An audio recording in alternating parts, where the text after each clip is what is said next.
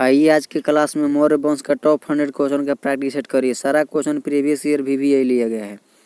चलिए पहला क्वेश्चन देखिए। पहला क्वेश्चन है कि चंद्रगुप्त मौर्य का जन्म कहाँ माना जाता है। तो बताइए कि चंद्रगुप्त मौर्य का जन्म कहाँ माना जाता है। तो ये मगध क्षेत्र में। कहाँ? तो मगध क्षेत्र में। अगला क्वेश्चन है कि चंद्रगुप्त मौर्य का प्रारंभिक जीवन कैसा था। तो चंद्रगुप्त मौर्य का प्रारंभिक जीवन कैसा था। तो संघर्षपूर्ण। कैसा? तो संघर्षपूर्ण। अगला क्वेश्चन है कि चंद्रगुप्त को राजनीतिक शिक्षा किसने दी। तो चंद्रगुप्त को राजनीतिक शिक्षा किसने दी। तो चाणक्य ने दिया था। कौन? तो चाणक्य। चंद्रगुप्त मौर्य का जन्म कहाँ माना जाता है। मगध क्षेत्र में। इसका प्रारंभिक जीवन कैसा था। तो संघर्षपूर्ण था। इसका राजनीतिक शिक्षा किसने दी। तो चाणक्य। चलिए नेक्स्ट। चाणक्य का मुख्य उद्देश्य क्या था। तो नंद वंश का अंत। क्या था। तो नंद वंश का अंत। नंद वंश की राजधानी क्या थी। तो नंद वंश की भी राजधानी कहाँ थी। तो पाटलिपुत्र थी। मौर्य सम्राट का विस्तार किस सागर तक था। तो ये अरब सागर तक था। कहाँ तक। तो अरब सागर। चलिए नेक्स्ट। मौर्य सम्राट की दक्षिण सीमा कहाँ तक थी। तो दक्षिण सीमा कर्नाटक तक थी। कहाँ तक। तो कर्नाटक तक। मौर्य साम्राज्य का पश्चिमी विस्तार कहाँ तक था। दक्षिणी कहाँ तक था। तो कर्नाटक। और पश्चिमी कहाँ तक। तो अफगानिस्तान। मौर्य काल में प्रशासन कितने स्तरों में था। तो बताइए कि कितने स्तर में था। तो केंद्रीय, प्रांतीय और स्थानीय। केंद्रीय, प्रांतीय और स्थानीय। चलिए नेक्स्ट।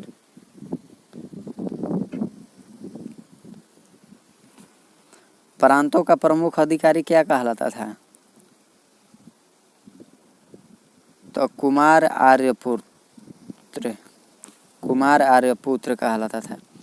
मौर्य काल में सबसे महत्वपूर्ण मंत्री कौन था। तो महामात्य। कहा था। तो महामात्य। अगला क्वेश्चन देखिए कि मौर्य काल में गुप्तचर को क्या कहते थे। तो मौर्य काल में गुप्तचर को जासूस कहते थे। क्या? तो जासूस। चलिए नेक्स्ट। मौर्य काल में जासूसों की संख्या कैसी थी। तो मौर्य काल में जासूसों की संख्या कैसी थी। तो बहुत अधिक। मौर्य काल में कर संग्रह कौन करता था। तो मौर्य काल में कर संग्रह कौन करता था। तो सम्हर्ता। मौर्य काल में राजकोष का प्रमुख कौन था। तो सन्निधाता। क्या था। तो सन्निधाता। चलिए नेक्स्ट।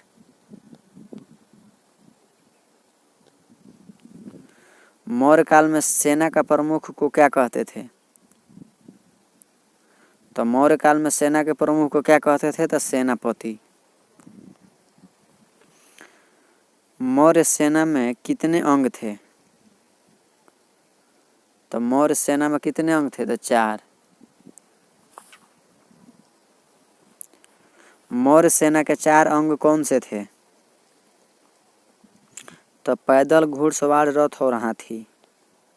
कौन कौन। पैदल, घुड़सवार,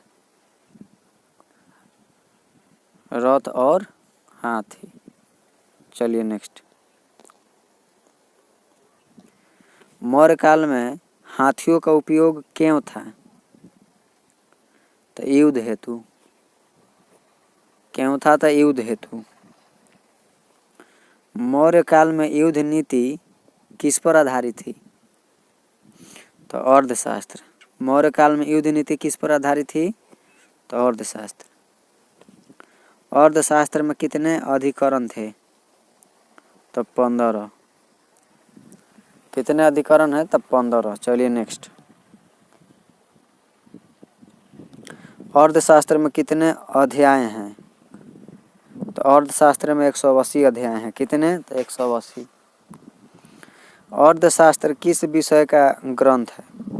तो अर्थशास्त्र किस विषय का ग्रंथ है। तो राजनीतिक व प्रशासनिक।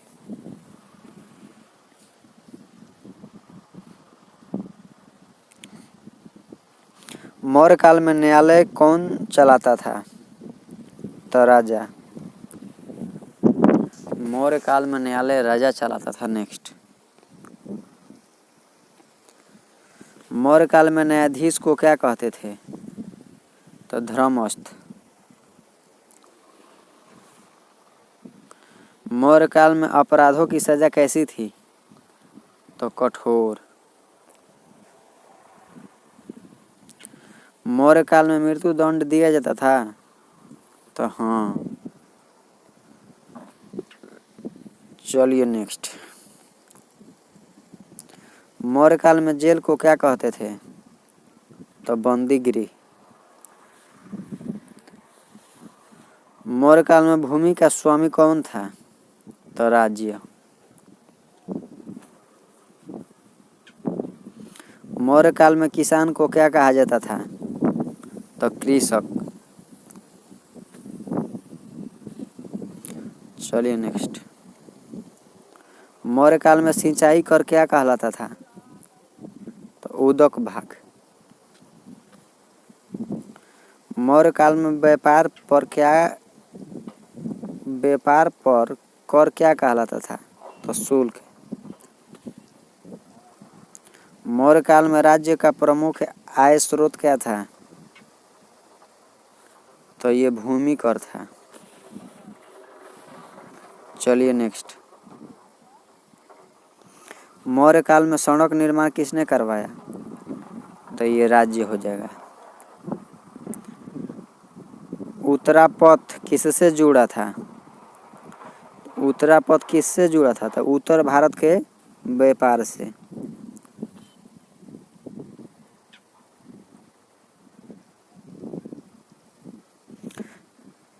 दक्षिणापथ किससे जुड़ा था? तो दक्षिण भारत के व्यापार से।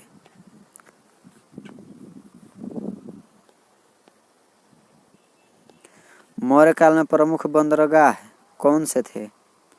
तो ताम्रलिप्त। ताम्रलिप्त वर्तमान में कहाँ है?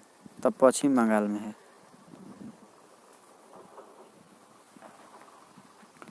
मौर्य काल में विदेशी व्यापारी किससे था? तो यूनान व रोम। मौर्य काल में विदेशी व्यापारी कहाँ कहाँ से थे? तो यूनान और रोम से थे। चलिए नेक्स्ट, मौर्य काल में शिलालेखों का उद्देश्य क्या था? तो जनता को संदेश देना। अशोक के लघु शिलालेख किस विषय पर है? तो नैतिक उपदेश। अशोक के प्रमुख शिलालेख कितने हैं? तो अशोक के प्रमुख शिलालेख कितने हैं? तो 14। चलिए नेक्स्ट, अशोक के शिलालेखों में किसका उल्लेख नहीं है? तो अशोक के शिलालेखों में अशोक का नाम का उल्लेख नहीं है। अशोक अपने लिए कौन सा शब्द प्रयोग करता था? तो देवा नाम प्रिय। अशोक अपने लिए कौन सा शब्द उपयोग करता था? तो देवा नाम प्रिय। अशोक ने कितने वर्ष युद्ध किए? तो अशोक ने लगभग 8 वर्ष युद्ध किया था। कितने वर्ष था? 8 वर्ष। चलिए नेक्स्ट, कलिंग युद्ध के बाद अशोक की नीति क्या बनी? तो कलिंग युद्ध के बाद अशोक की नीति क्या बनी? तो अहिंसा। अशोक ने धम्म यात्राएं क्यों की? तो धम्म प्रचार हेतु। अशोक ने किन देशों में धम्मदूत भेजे? तो श्रीलंका, मिस्र आदि में। श्रीलंका और मिस्र आदि में भेजे थे। कहाँ कहाँ? श्रीलंका, मिस्र आदि। नेक्स्ट, अशोक ने धम्मदूत कौन थे? अशोक के धम्मदूत कौन थे? तो बौद्ध भिक्षु। अशोक ने वृक्षारोपण क्यों कराया? तो जन कल्याण हेतु। अशोक ने कुएं क्यों खुदवाए? तो यात्रियों की सुविधा हेतु। चलिए नेक्स्ट, अशोक ने पशु चिकित्सा क्यों शुरू की? तो करुणा के कारण। अशोक के धम्म का आधार क्या था? तो नैतिकता। अशोक के धम्म में हिंसा का स्थान था? तो नहीं।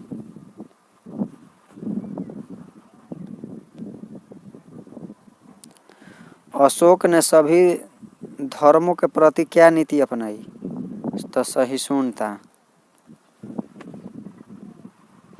अशोक के बाद कौन शासक बना? तो दशरथ। अशोक के बाद कौन बना? तो दशरथ। चलिए नेक्स्ट। दशरथ किसका पुत्र था? तो अशोक का।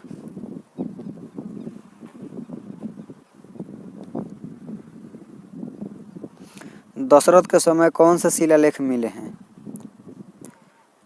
तो नागार्जुनी पहाड़ी।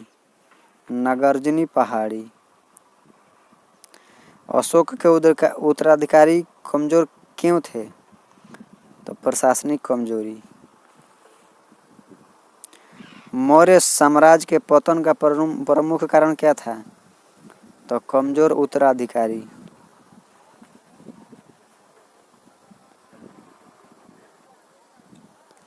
मौर्य साम्राज्य का अंतिम सेनापति कौन था? तो पुष्यमित्र शुंग। मौर्य साम्राज्य का अंतिम सेनापति कौन था? तो पुष्यमित्र शुंग था।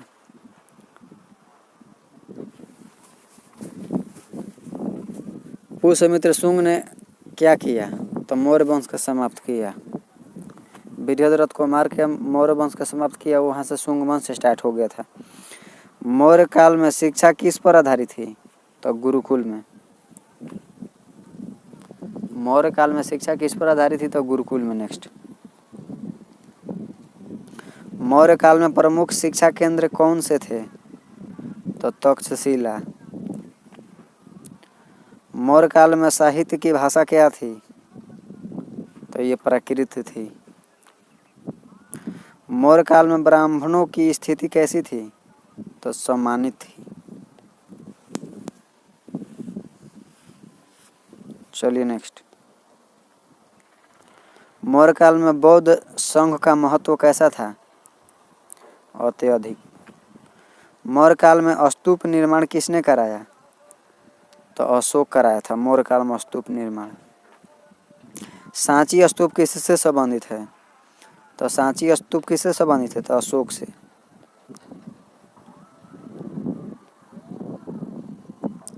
सांची स्तूप कहाँ स्थित है? तो सांची स्तूप कहाँ स्थित है? तो मध्य प्रदेश में।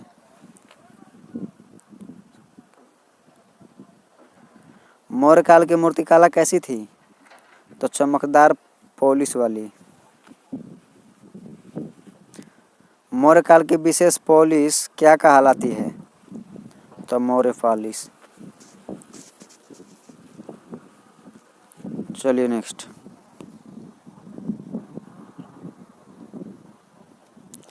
मौर्य काल में स्तंभ किस पत्थर के बने थे? तो मौर्य काल में स्तंभ चूना पत्थर के बने थे। मौर्य काल में शहरी जीवन कैसा था? तो मौर्य काल में शहरी जीवन विकसित था। मौर्य काल में ग्राम प्रशासन कौन देखता था? तो ग्रामी का।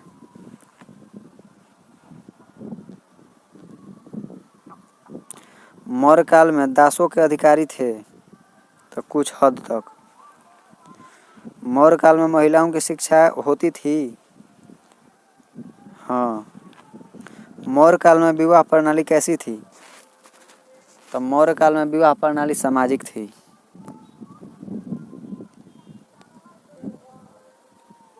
मौर्य काल में अर्थव्यवस्था का आधार क्या था? तो कृषि।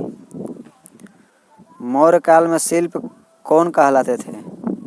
तो शिल्प कारीगर कहलाते थे। मौर्य काल में शिल्प क्या कहलाते थे? तो कारीगर। मौर्य काल में उद्योग कौन से थे? तो वस्त्र और धातु। कौन से थे? वस्त्र धातु। चलिए नेक्स्ट। मौर्य काल में सोने के सिक्के थे? तो सीमित थे।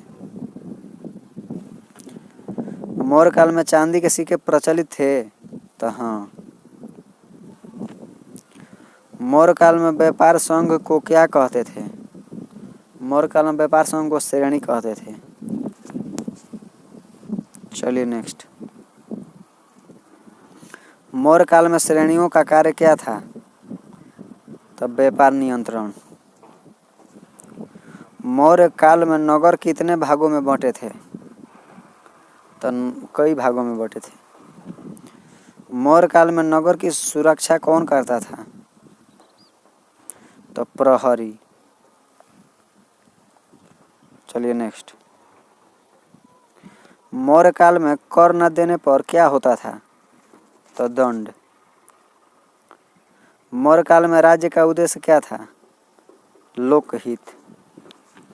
राज्य का उद्देश्य क्या था? तो लोकहित। मौर्य काल में राज्य धर्म क्या था? तो प्रजा की रक्षा।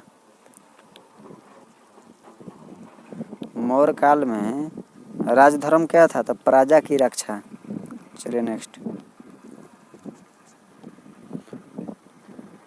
मौर्य काल में राजा को क्या माना जाता था? तो प्रजा पालक। मौर्य काल में राजा को क्या माना जाता था? तो प्रजा पालक। चलिए नेक्स्ट। मौर्य काल में कानून का स्रोत क्या था? तो राज्य।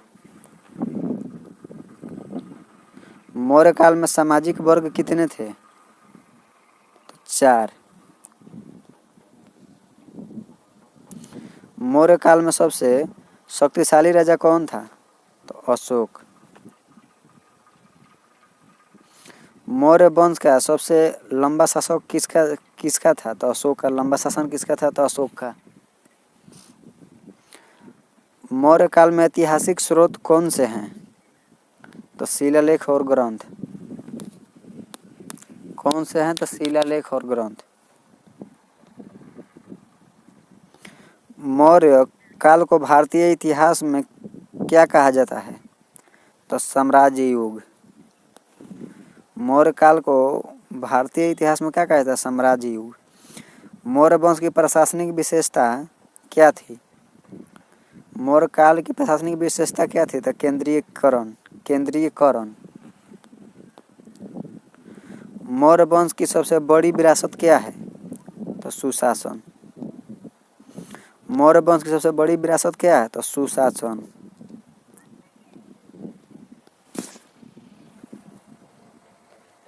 मौर्य वंश भारतीय इतिहास में क्यों महत्वपूर्ण है? तो प्रथम अखिल भारतीय साम्राज्य। क्यों महत्वपूर्ण है? तो प्रथम अखिल भारतीय साम्राज्य। चलिए पूरा टोटल 100 क्वेश्चन का प्रैक्टिस सेट पूरा हुआ। चलिए मिलते हैं वीडियो में। बाकी के लिए जय हिंद। हमारे चैनल को सब्सक्राइब कीजिए और वीडियो को शेयर कीजिए और एक एक क्लास को 2-2 बार जरूर देखें।